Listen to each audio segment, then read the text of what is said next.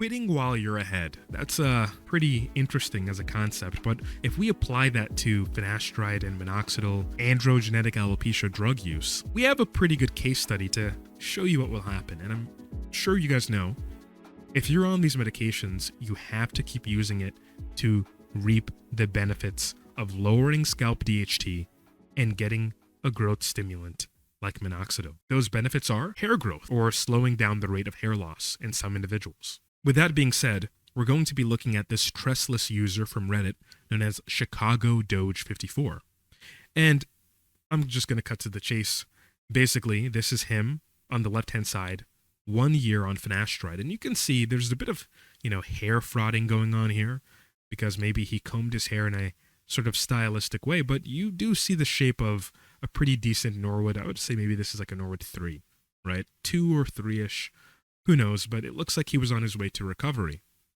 And then he quit finasteride and minoxidil because, as he says in the comment section, he explains himself, he had erectile dysfunction and breast puffiness, so maybe early gynecomastia.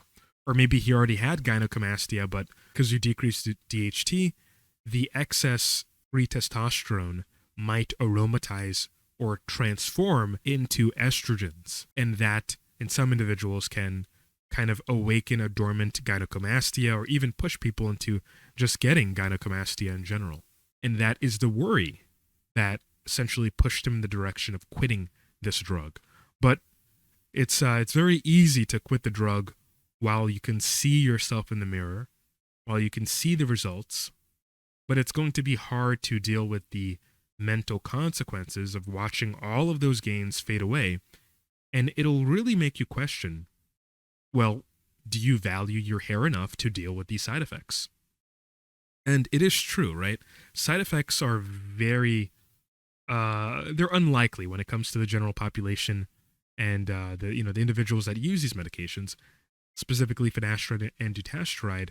Side effects are not common, but there are individual risk factors. If you're overweight and obese, then you might be at a higher incident of getting gynecomastia because you already have a pretty, perhaps maybe messed up estrogenic environment. So that slight nudge is enough to maybe give you erectile dysfunction, maybe give you, pseudo-gyno, or if not, just push you to getting full-blown gynecomastia. That individual is going to be different when it comes to his risks compared to others. So the individualized risk factor is something to take into account. But even so, it's pretty rare, but it's not impossible. But most people that get side effects, those side effects typically go away within the first 6 months of continued use. But if you can't deal with it, once again, the question is, how much does your hair mean to you? Because if your hair doesn't mean much to you in respects to dealing with side effects, if you can't bear the brunt and burden of those side effects, and if losing your hair once again is something you can deal with, then obviously the outcome would be to quit the medication. But in this case, our Chicago Doge 54, at the time of making this post, which was September 15th, 2025, they ended up regretting it.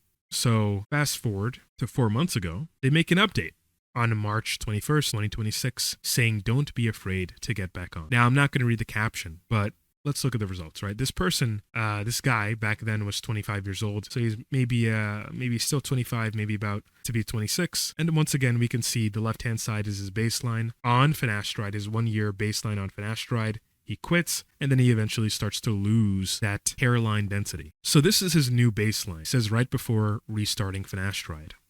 And you can see that his hair just looks pretty thin. His hairline does look pushed back, even though he's trying to comb whatever hair he has left forward.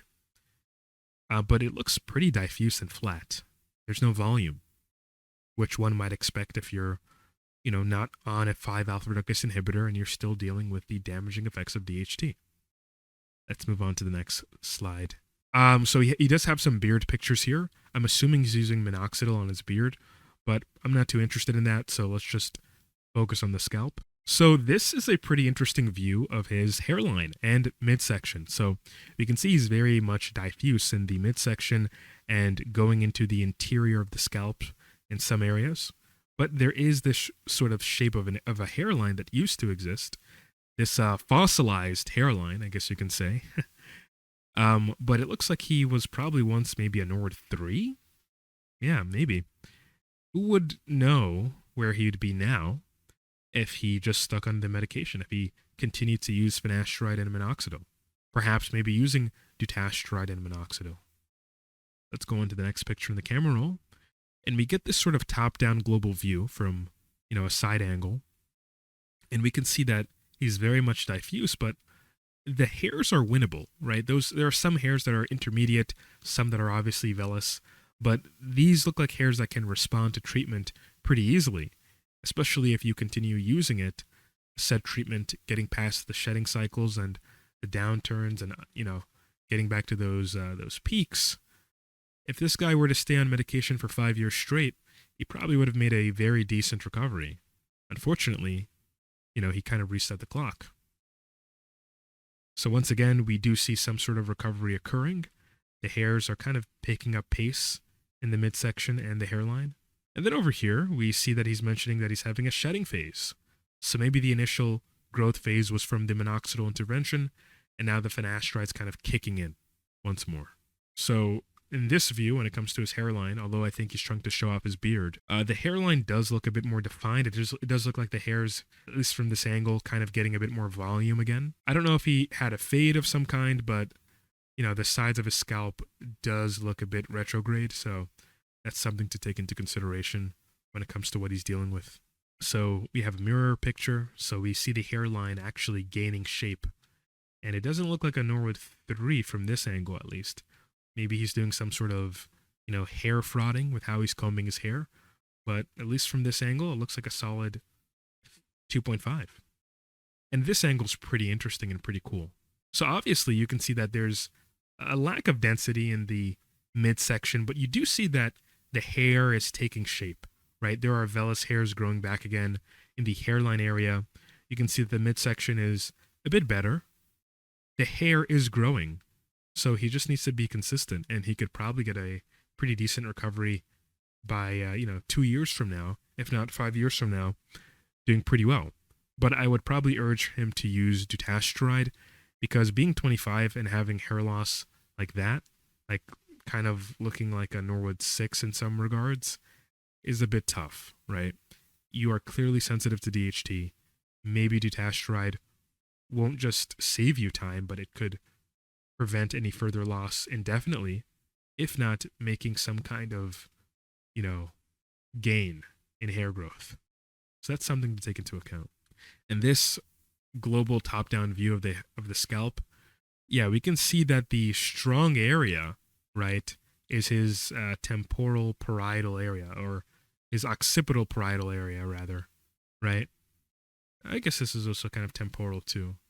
But in any case, the areas that have a significantly denser population of hair follicles that are producing pretty decent hairs, that are terminal hairs, it adopts this shape of like a Norwood 6, right?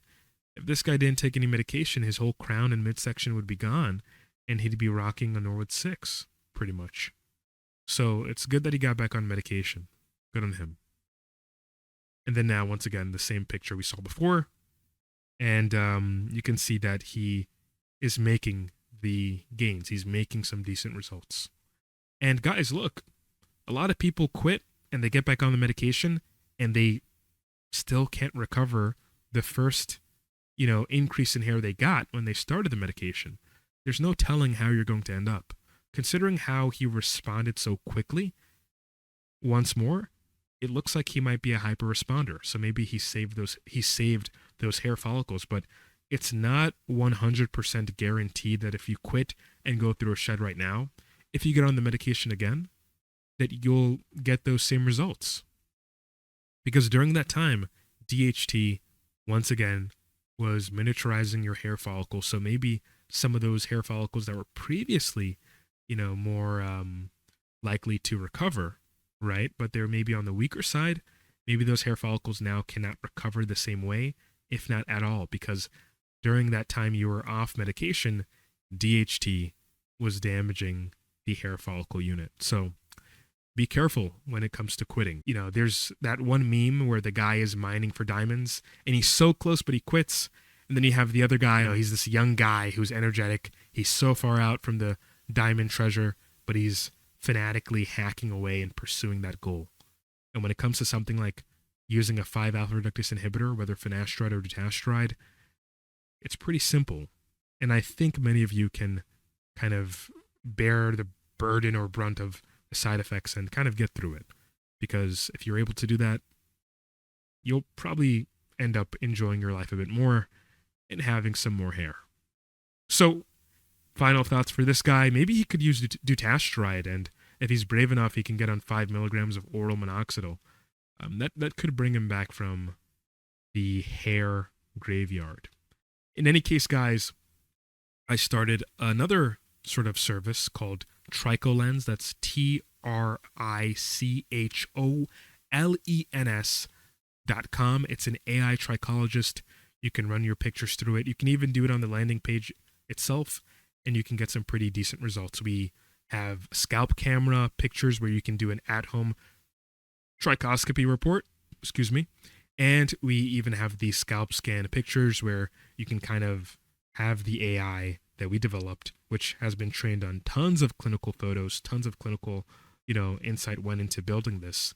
You can have the trichologist assess the sort of health metrics of your scalp as a screening tool. And also we still have Folligens. Yes, we still have the liposomal minoxidil sulfate. We've pretty much finished the sale for it, so it's back to its semi-original prices. But also we have alfortradiol at 0.1%.